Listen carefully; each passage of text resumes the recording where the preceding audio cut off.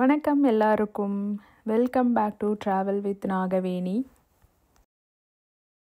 காடு மேடு சந்து பொந்து எல்லாம் பாருங்க. அந்த வால் இன்னமும் கண்டினியூ ஆகிட்டே இருக்கு. நம்ம போகிற வழியெல்லாம் இல்லை, அது இருக்கிற இடத்துல தான் நம்ம நடந்து போயிட்டுருக்கோம். இப்போ நான் அடுத்த அட்ராக்ஷனை நோக்கி போயிட்டுருக்கேன். ரோட்டண்டா டவர் தான். நேற்றுன்னு பார்த்து 6ஆம் தேதி டிசம்பர் க்ளோஸ்டு அப்படின்னு ஒட்டி வச்சுருந்தாங்க. சரி, ஓகே, இன்னைக்கு மறுபடியும் போவோன்ட்டுன்னு அதை நோக்கி தான் போக போகிறேன். அதுக்கு ஒரு 1 கிலோமீட்டர் காட்டுது. இது மலை அப்படிங்கிறதுனால 1 கிலோமீட்டருங்கிறது சாதாரணமாக இல்லை, கஷ்டமாக இருக்குது ஏறி இறங்குறதுக்கு. ஏறும்போது கூட செம்மையாக கஷ்டமாக இருந்துச்சு, இறங்கும்போது பரவாயில்லன்னு தான் நினைக்கிறேன். ஸ்ட்ரெயிட்டாக தான் காட்டுது ரூட்டு. ஆனப்போலி டிஸ்ட்ரிக்ட் உடைய வால். இங்கே ஒரு காக்கா பறக்குது. நம்ம ஊரில் காக்கா எப்படி இருக்கும்னா ஃபுல் அண்ட் ஃபுல் பிளாக்காக இருக்கும். ஆனால் இதில் முக்கால்வாசி பிளாக்காக இருக்குது. அந்த முதுகு சைடு மட்டும் வெள்ளையாக இருக்குது இந்த காக்காக்கு. காக்காவுடைய கலர் கூட அந்த நாட்டுடைய வெதர் கண்டிஷனுக்கு ஏற்ற மாதிரி தான் இருக்கு. ஓகேவா? நம்ம ஊர்ல தான் காக்கா கருப்பா இருக்கு.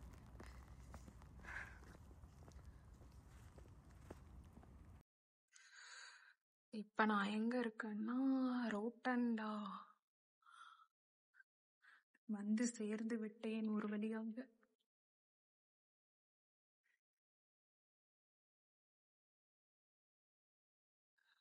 அது எப்படி இருக்கு பாருங்க. ஃபுல்லா செங்கல் கருங்கல் இந்த மாதிரி வளைச்சு ஆர்ச் மாதிரி இருக்கு. இங்க இருக்கிற மோஸ்ட் ஆஃப் தி கன்ஸ்ட்ரக்ஷன்ஸ் இந்த மாதிரி தான் இருக்கு. இதுவும் சர்ச் தான் போல. அங்க இயேசுநாதருடைய சிலை இருக்கு. இதுக்கு 3 ஹீரோஸ் என்ட்ரன்ஸ்க்கு. நேற்று போன ஆர்கியாலஜிக்கல் மியூசியமுக்கும் பைசாண்டைன் கல்ச்சர் மியூசியமுக்கும் ஒவ்வொன்றுத்துக்கும் 4 ஹீரோஸ் என்ட்ரன்ஸ்.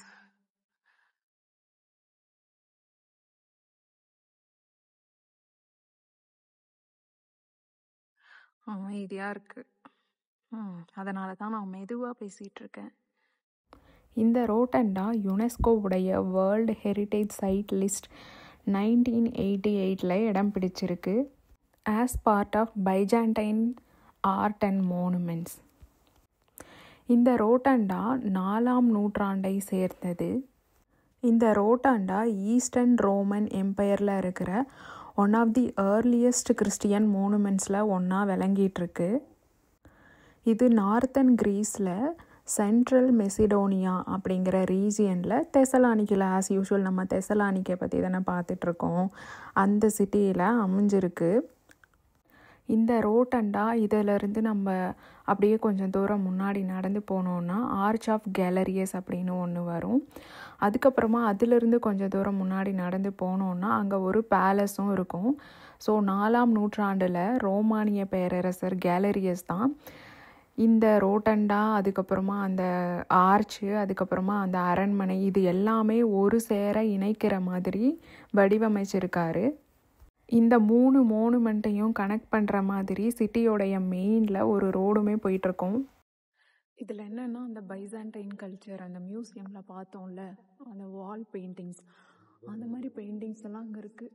ஸோ இதுக்கு முன்னாடி அழிஞ்சு போன அந்த இடத்துல இருந்து மிச்சம் மீதி இருக்கிறதெல்லாம் கொண்டு வந்து மியூசியமில் வச்சுருப்பாங்க போல்.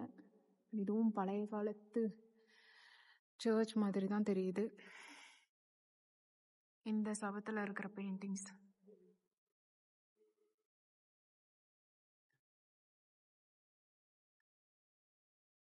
இதெல்லாம் தான் மியூசியமில் மிச்சம் மீதி இருக்கிறத கொண்டு போய் வச்சுருப்பாங்க. இது மட்டும் அழியாமல் பாதுகாப்பாக இருக்கு. வெளியிலிருந்து ரோட்டண்டா எப்படி இருக்குன்னு பாருங்க.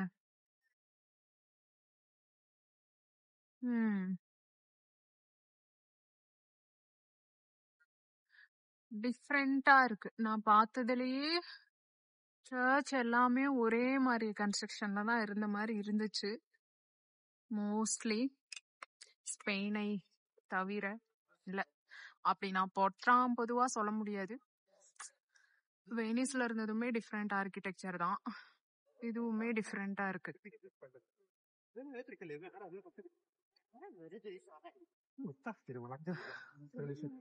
இங்க நிறைய பூனை இருக்குன்னு நான் ஒரு vlogல பாத்திருந்தேன்.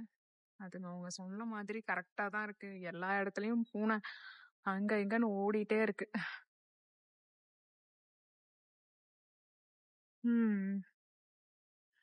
Hope you are enjoying my vlog.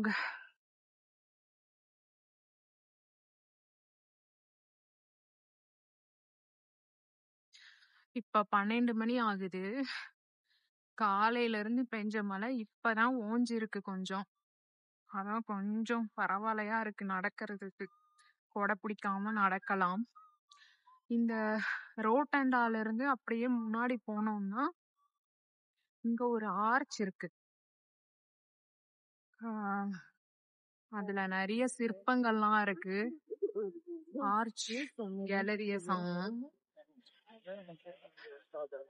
அத நோக்கிதான் நம்ம நடந்துட்டு இருக்கோம். நேத்தே இத நம்ம பார்த்தோமான்னு எனக்கு ஞாபகம் இல்ல, அதனால இன்னைக்கும் காமிச்சிடுறேன். நான் முடிஞ்ச அளவுக்கு என்னுடைய vlogல 3வது மனுஷங்களை காட்டக்கூடாதுன்னு நினைப்பேன். ஆனாலும் ரொம்ப கஷ்டம். யாராவது நடந்துட்டே இருப்பாங்க, அவங்க இல்லாமல் எடுப்பது அரிது. இந்த ஆர்ச்ல நிறைய சிற்பங்கள் இருக்கு.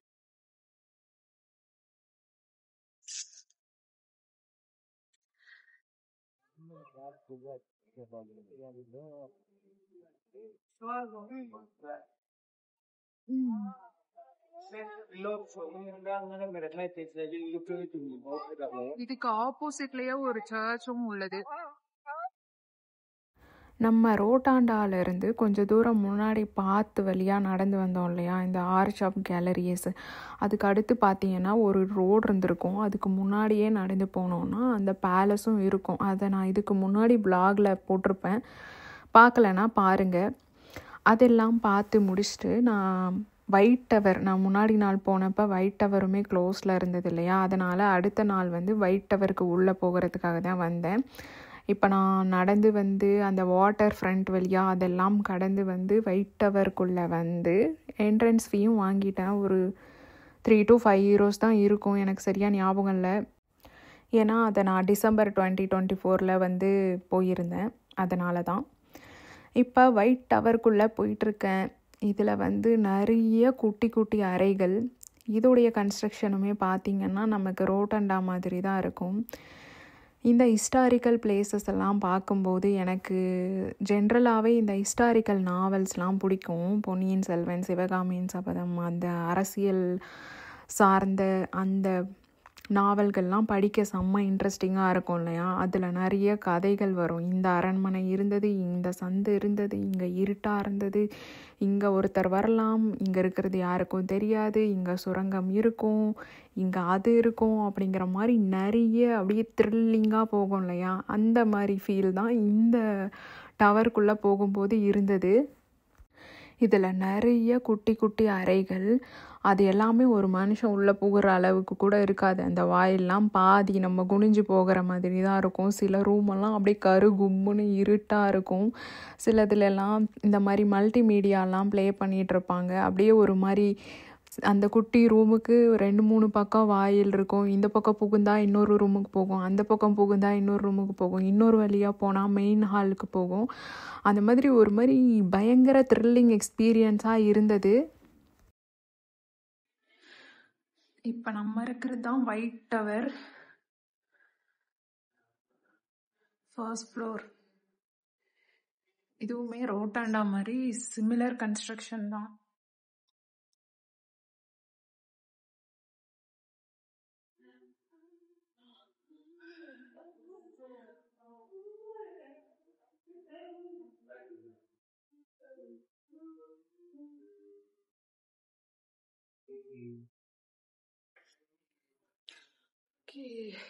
இப்போ நம்ம ஒயிட் டவருக்குள்ள நடந்துட்டு இருக்கோம்.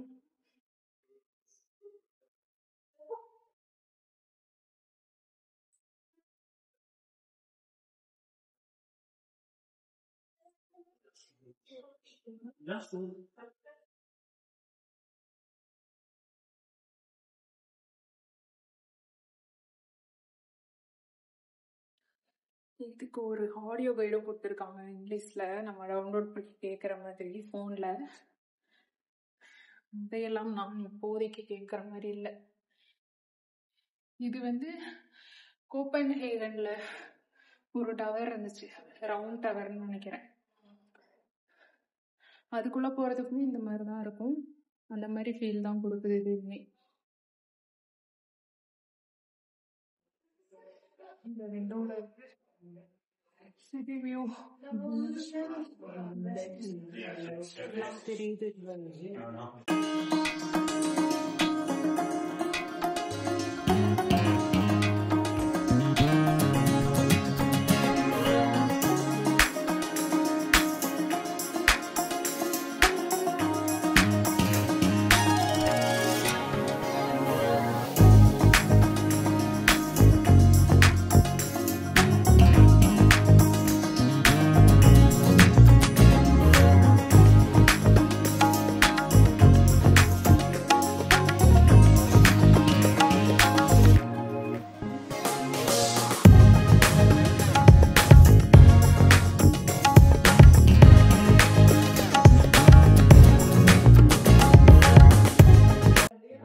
எல்லாமே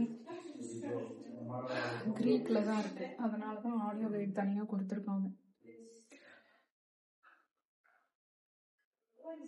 நமக்கு எந்த லாங்குவேஜ் வேணுமோ அந்த லாங்குவேஜ், ஒரு 6-7 யூரோப்பியன் லாங்குவேஜஸ்ல இருக்கு கைடு.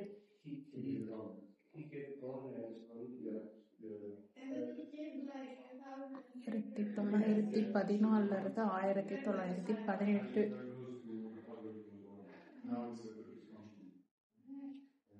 ஆனா எதையும் என்னால் படித்து சொல்ல இயலாது.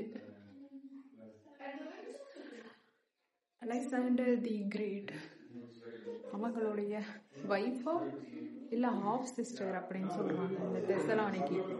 ஸோ அவங்களுடைய பேரை தான் இந்த சிட்டிக்கு வச்சிருக்காரு.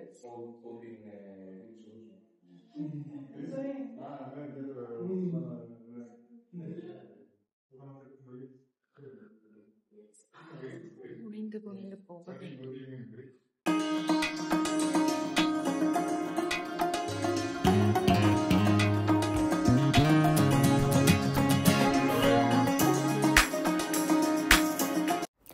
இந்த ஒயிட் டவர் இதுக்கு முன்னாடி பிளாக்லலாம் நம்ம பார்த்த மாதிரி தெசலானிக்கியோடைய வாட்டர் ஃப்ரண்டில் இருக்கிற ஒரு நினைவு சின்னம். 12ஆம் நூற்றாண்டில் இந்த இடத்துல பைசண்டைன் கோபுரம் அப்படின்னு ஒன்று இருந்திருக்கு. அதை தான் மாற்றி இப்போ இந்த ஒயிட் டவராக கட்டியிருக்காங்க.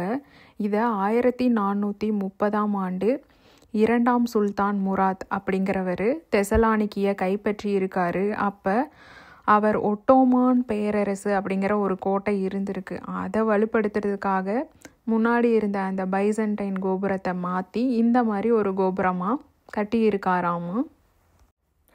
இந்த கோபுரம் ஒட்டோமான் ஆட்சியின் போது மிக கடுமையான சிறைச்சாலையாக இருந்திருக்கு.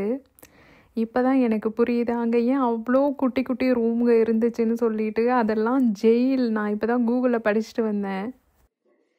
ஏதோ கை சின்ன சின்ன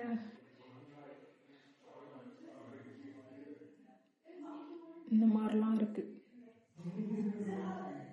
இதை நான் விசிட் பண்ணும்போது இது ஜெயில்னு எனக்கு தெரியாது. அவங்க கொடுத்த ஆடியோ கைட் ப்ளே ஆகிட்டு தான் இருந்துச்சு. ஆனால் நான் பெருசாக கவனிக்கலை. இப்போ தான் தெரியுது.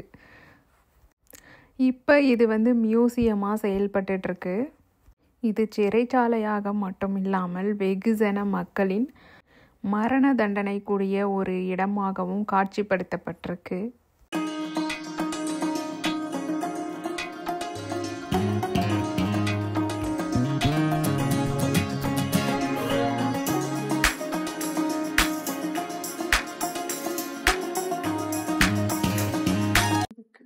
இருக்கிறது செகண்ட் ஃப்ளோர். இதுக்கு இன்னும் மேலேயும் ஃப்ளோர் இருக்குன்னு நினைக்கிறேன். வாங்க போய் பார்ப்போம் எப்படி இருக்குன்ட்டுன்னு.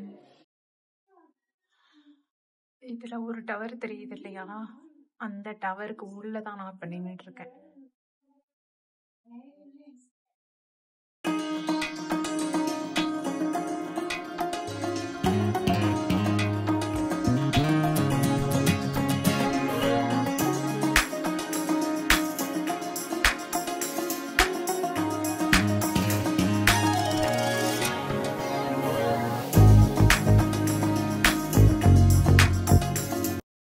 புகுந்து போற மாதிரி இருக்கா, பயமா இருக்கு.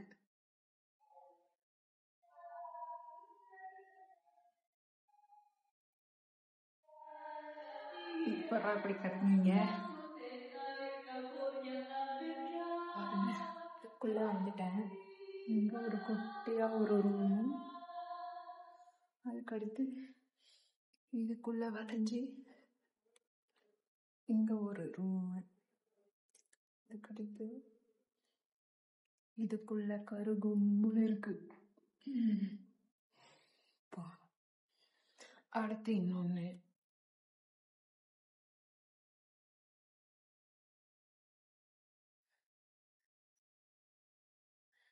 இங்க ஒரு தியேட்டர் மாதிரி ஒண்ணு இருக்கு.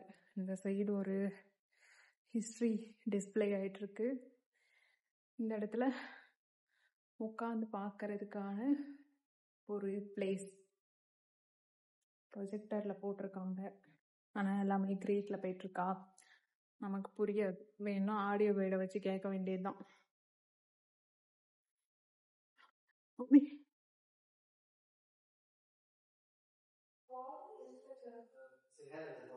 இது மியூசியம் ஷாப்பாவும் டெம்பரரியா க்ளோஸ்ல இருக்கு.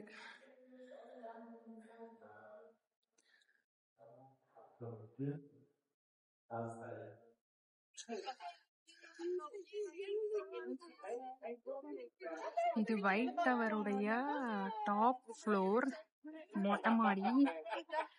இதுல இருந்து சிட்டியோடைய பனோரமிக் வியூ செம்மையா இருக்கு. தெசலோனிக்கு வந்தீங்கன்னா கண்டிப்பா இந்த டவரை மிஸ் பண்ணாதீங்க. இருந்து சூப்பரா தெரியுது வியூ. இந்த பக்கம் கடல், பக்கத்துல பீச், பக்கத்துல சிட்டி.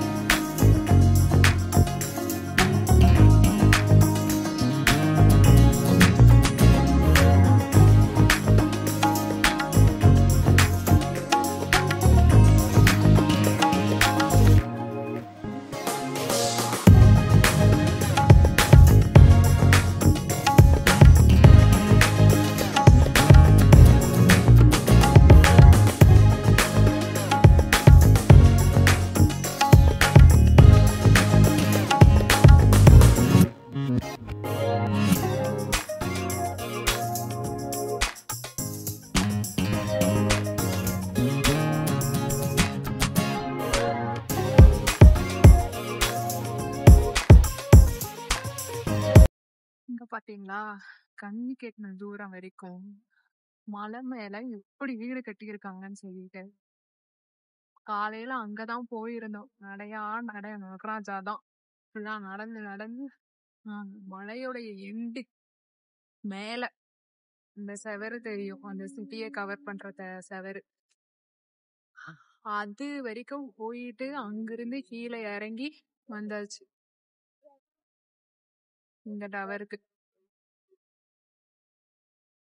இந்த பக்கம் கொஞ்சம் மலையெல்லாம் விட்டு வச்சிருக்காங்க, போனா போகுது வீடு கட்டாம. இந்த விளாகுடைய கண்டினியூஷனை நம்ம அடுத்த வாரத்தில் பார்ப்போம். உங்களுக்கு என்னுடைய கண்டென்ட் பிடிச்சிருந்தா மறக்காமல் என்னோட சேனலை சப்ஸ்கிரைப் பண்ணுங்கள், லைக் பண்ணுங்கள், ஷேர் பண்ணுங்கள், கமெண்ட் பண்ணுங்கள்.